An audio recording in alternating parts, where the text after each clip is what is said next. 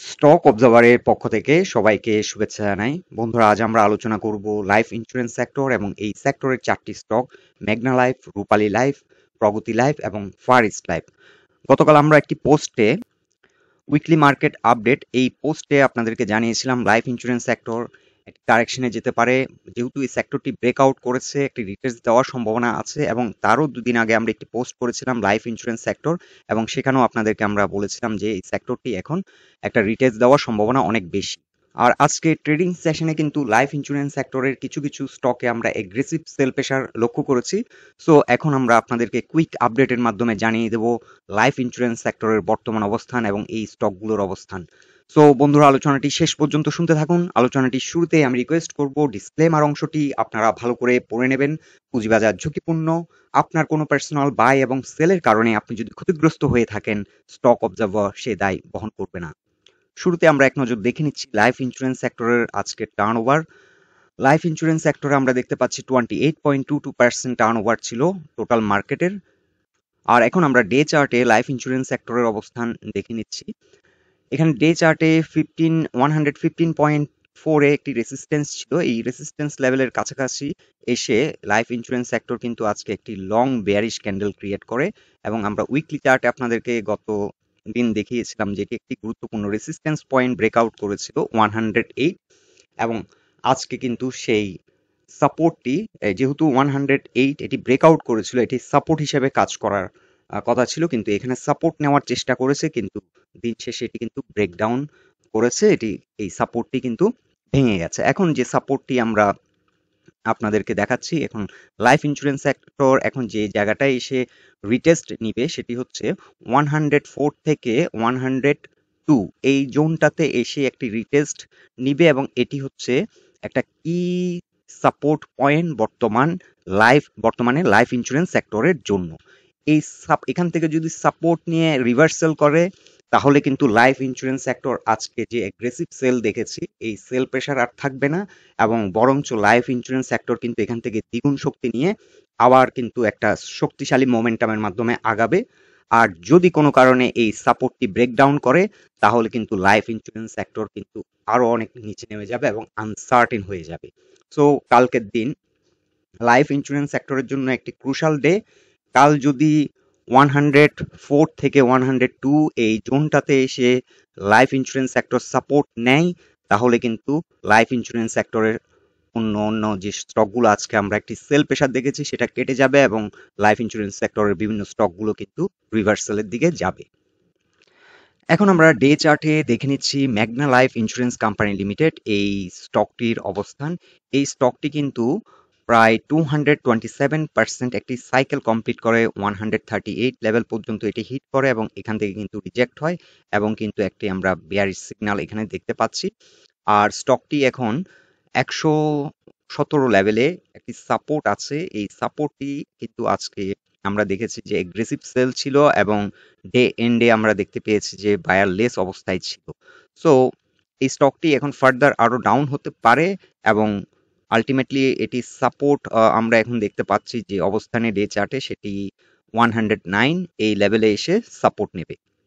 অথবা কালকে যদি ইন্স্যুরেন্স সেক্টর আপনাদেরকে যেটা দেখালাম, ইন্স্যুরেন্স সেক্টর যদি কালকে রিটেস্ট নিয়ে ওখান থেকে যদি আবার রিভার্সাল করে, তাহলে এই স্টকটি হয়তো কিছুটা নামবে, 13-14 নেমে এখান থেকে আবার একটা ইউ টার্ন করে উঠে যাওয়ার সম্ভাবনা অনেক বেশি। সো এই ট্রেনটি কিন্তু স্টিল অনেক শক্তিশালী একটি ট্রেন, এবং এখন একটি কারেকশন আমরা দেখতে পাচ্ছি। এটা কিন্তু টানা কিন্তু অনেক বেড়েছে। সো এখন একটা কারেকশন দেওয়াটা এটা কিন্তু অস্বাভাবিক কিছু না, এটা স্বাভাবিক। সো এটা যদি এখানে এসে সাপোর্ট নেয়, এখান থেকে একটা ইউ টার্ন নেবে, এবং ম্যাক্সিমাম এই যে কারেকশনটি কতটা হতে পারে আপনাদেরকে দেখিয়ে দিচ্ছি। সো এটি আমাদের জন্য একটি নিউ ট্রেন্ড। এটি আপ টু যে পর্যন্ত এটি হাই ক্রিয়েট করেছে, এখান থেকে আমরা ধরে নিচ্ছি হয়তো 38%, যেখানে 111.5, এটি 38% একটি মিনিমাম কারেকশন আমরা এক্সপেক্ট করছি। আর যদি এটি ফার্দার ডাউন করে 103 পর্যন্ত একটা কারেকশন দিতে পারে, depending on the sector performance. Sector যদি কালকে কোনো কারণে ব্রেকডাউন করে, তাহলে কিন্তু এটা 100 লেভেলে চলে আসতে পারে। আর সেক্টর যদি কালকে রিটেস্ট সাকসেসফুলি পাস করে, তাহলে কিন্তু এটি হয়তো 111-12 কিংবা তারও আগে থেকে এটি রিভার্সাল হয়ে যেতে পারে। সো যাদের আছে আপনারা আপাতত স্টকটি হোল্ড করুন। আর যারা স্টপ লস নিয়ে নিয়েছেন, আমরা কিন্তু গত দিনের আলোচনায় আপনাদেরকে বলেছিলাম যে এটি যদি 125 এটি ব্রেকডাউন করে তাহলে কিন্তু স্টপ লস নিয়ে নেওয়াটাই বেটার, কারণ তখন ট্রেডটি আনসার্টেন হয়ে যায়। আমরা এটি আপনাদেরকে দেখিয়েছিলাম মান্থলি চার্টে 125 থেকে 26 এই জোনটি ছিল সাপোর্ট। এটি ব্রেকআউট যেহেতু করেছিল, এই জোনটি সাপোর্ট হয়ে গেছে, কিন্তু সাপোর্টটি ব্রেকডাউন করে। সো এখন আমরা মান্থলি চার্টেও দেখতে পাচ্ছি ফ্রম দ্য হোল র্যালি যে অল টাইম হাই থেকে যে আমরা ফিবোনাচি চার্টটি ড্র করেছি, এখান থেকে আমরা দেখতে পাচ্ছি যে 109 এখানে কিন্তু মান্থলি চার্টেও কিন্তু ফিবোনাচি একটি লিডিং ইন্ডিকেটর, এখানেও সাপোর্ট, এবং উইকলি চার্টে আরেকটি যে লিডিং ইন্ডিকেটর ইউজ করেছি পিভট, সেখানেও আমরা সাপোর্ট দেখতে পাচ্ছি 109। সো আমাদেরকে কয়েকজন বন্ধু রিকোয়েস্ট করেছেন আমরা আরএসআই কেন উল্লেখ করি না। আরএসআই অ্যাকচুয়ালি আমরা অত গুরুত্ব সহকারে দেখি না, কারণ হচ্ছে এগুলো হচ্ছে ল্যাগিং ইন্ডিকেটর। মার্কেটে যে রেজাল্ট গুলো ঘটে যাওয়ার পর আমাদেরকে সিগন্যাল গুলো দেয়, যার কারণে ওটাকে আমরা অত গুরুত্ব দিচ্ছি না। আপনারা যদি ওটা থেকে বেনিফিট নিতে পারেন আপনারা নেন, অনেকেই এই ইন্ডিকেটর ইউজ করে ট্রেডিং করেন, কিছু সুফল পান, কিন্তু আমাদের কাছে লিডিং ইন্ডিকেটর গুলো অনেক বেশি গ্রহণযোগ্য, যার কারণে আমরা সব লিডিং ইন্ডিকেটর ইউজ করি। এখন আমরা আপনাদেরকে আরো একটি লিডিং ইন্ডিকেটর দেখাচ্ছি, এটি পিচফোক টুলস, এটিও একটি লিডিং ইন্ডিকেটর, এবং এই ইন্ডিকেটরও কিন্তু এখানে সাপোর্ট আমরা দেখতে পাচ্ছি 112 থেকে 13। এখানে যে এই যে মিডিয়ান লাইন, রেড লাইনটি হচ্ছে মিডিয়ান লাইন বরাবর এসে সাপোর্ট নেবে। এখানে কিন্তু এই রেজিস্ট্যান্সটি ছিল 129 কিন্তু আজকে স্ট্রাগল করেছিল, কারণ এখানে কিন্তু 129 বরাবর এখানে রেজিস্ট্যান্স ছিল। সো এখানে কিন্তু এটি 130 থেকে যখন এটি নেমে যায় তখন কিন্তু উঠার চেষ্টা করেছিল 128 থেকে 129 এই জোনটাতে কিন্তু স্ট্রাগল করে, কিন্তু আলটিমেটলি এটি ব্রেকআউট করতে পারেনি, পরে রিট্রেস করে। এখন এই যে রেড মিডিয়ান লাইনটি এটি কিন্তু সাপোর্ট হিসেবে কাজ করবে। সো এখানে কিন্তু অনেকগুলো লিডিং ইন্ডিকেটর আছে, ওগুলোই আমরা বেশি প্রেফার করি। এখন আমরা দেখে নেব রূপালী লাইফ। আমরা যেটা আপনাদেরকে বলেছিলাম, রূপালী লাইফ নিয়ে আমরা বলেছিলাম যে 229 যদি ব্রেকডাউন করে সাথে সাথে স্টপ লস নিয়ে নেওয়ার জন্য, কারণ এটি কিন্তু একটি সাইকেল কমপ্লিট করে, এটি একটি ফলস ব্রেকআউট দেয় এবং এটি পরবর্তী দিন কিন্তু এটি রিট্রেস করে। সো এটাকে কিন্তু আমরা এখন ব্রেকআউট বলতে পারছি না। আমরা উইকলি চার্টে দেখি তাহলে আমাদের জিনিসটা ক্লিয়ার হবে। সো এটি কিন্তু চেষ্টা করেছিল ব্রেকআউট করার জন্য, কিন্তু পরবর্তী উইকে এসে আমরা দেখতে পাচ্ছি ফার্স্ট ট্রেডিং সেশনে কিন্তু এটি ব্রেকডাউন করে। সো এখন এই স্টকটিতে ট্রেড করাটা অনেক রিস্কি, যদিও এই স্টকটি 300 পর্যন্ত প্রাইস অ্যাকশন করার সম্ভাবনা আছে, কিন্তু স্টিল ভেরি রিস্কি, বিকজ এই স্টকটি অনেক লং একটি র্যালি করে। এখন স্টকটি যদি কারেকশনে যায়, অনেকটা কারেকশন হয়ে যাবে। আপনাদেরকে আমরা সেদিনও দেখিয়েছিলাম স্টকটি লাস্ট র্যালি শুরু করে এখান থেকে। সো এখান থেকে যদি এখন 38% কারেকশন দেয়, এটি 172 পর্যন্ত কারেকশন দিতে পারে, আর যদি 50% কারেকশন দেয় 150 পর্যন্ত কারেকশন দিতে পারে। বাট ডিএসসি তে একটি ডেঞ্জারাস ব্যাপার হচ্ছে অনেক সময় ফ্ল্যাট কারেকশনও দিয়ে দেয়, এবং most of the case flat correction দিয়ে দেয়। যে পয়েন্ট থেকে র্যালিটা শুরু হয় ওই পয়েন্টে এসেই কিন্তু পরবর্তীতে ফ্ল্যাট কারেকশন দেয়, এবং এটা আমার পার্সোনাল এক্সপেরিয়েন্স। 80 থেকে 90% স্টক ফ্ল্যাট কারেকশন দিয়ে দেয় যে র্যালি করে, এটা কিন্তু খুবই সাংঘাতিক, যেটা অন্যান্য দেশের ক্যাপিটাল মার্কেটে হয় না। সো এই কারণেই রূপালী লাইফ ট্রেড করাটা খুবই ঝুঁকিপূর্ণ। আর আমরা আপনাদেরকে মেনশনও করেছিলাম যে 222 যদি ব্রেকডাউন করে তাহলে কুইক ডিসিশনের মাধ্যমে এই ট্রেড থেকে এক্সিট হয়ে যাওয়া। সো এখন দেখা যাক এটি কত পার্সেন্ট কারেকশন দেয়। কালকে যদি সেক্টর সাকসেসফুলি যদি রিটেস্ট দিয়ে দেয় এবং পাস করে তাহলে কিন্তু এটি হয়তো 179 এখানে একটি সাপোর্ট এখন দেখতে পাচ্ছি, এখান থেকে হয়তো কোনো একটা পয়েন্ট থেকে এটি ইউটার্ন নিতে পারে। আর যদি 222 উপরে এটি পৌঁছে যায় তাহলে যারা এখন বর্তমানে এই স্টকটিতে ট্রেডে আছেন তারা কিন্তু অনেকটা ঝুঁকিমুক্ত হয়ে যাবেন, এবং এখান থেকে রিভার্সাল নিয়ে এটি কিন্তু আলটিমেটলি 300 পর্যন্ত প্রাইস অ্যাকশন করতে পারে। এখন আমরা উইকলি চার্টে দেখে নিচ্ছি প্রগতি লাইফ ইন্স্যুরেন্স লিমিটেড এই স্টকটির অবস্থান। এই স্টকটিও কিন্তু আমরা এক্স্যাক্টলি আপনাদেরকে বলেছিলাম যে এটি 150 8 থেকে 163.4 এই জোনটাতে এসে একটা বড় রকমের সেল প্রেসার ফেস করবে। আমরা আপনাদেরকে বলেছিলাম যে R3 এখানে রেজিস্ট্যান্স নাম্বার 3 অবস্থান করছে 163 এবং তার উপরে আমরা দেখতে পাচ্ছি কিছুটা উপরে 166 লেভেলে প্রাইস পয়েন্ট রেজিস্ট্যান্স যেটি প্রিভিয়াস হাই। সো এই জোনটাতে আমরা বলেছিলাম যে একটা হিউজ সেল প্রেসার আসবে এবং এখান থেকে এটি রিট্রেস করতে পারে।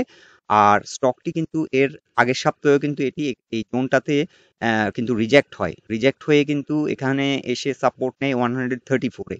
সো এবারও কিন্তু আজকেও কিন্তু এটি তার কাছাকাছি গিয়ে রিজেকশন হয়েছে এবং কালকে এটি সাপোর্ট পাবে আমরা আশা করছি 140 তে এসে সাপোর্ট নেবে ডিপেন্ডিং অন সেক্টর পারফরমেন্স। কারণ সেক্টর কিন্তু একটি গুরুত্বপূর্ণ পয়েন্টে আছে, এখানে সেক্টরের সাথে স্টকগুলো কিন্তু একটা কোরিলেশন আছে। সেক্টর যদি ব্রেকআউট সাকসেসফুল হয় এই স্টকগুলো কিন্তু আবার একটা এগ্রেসিভ মুভ নিবে বলে আমরা আশা করি।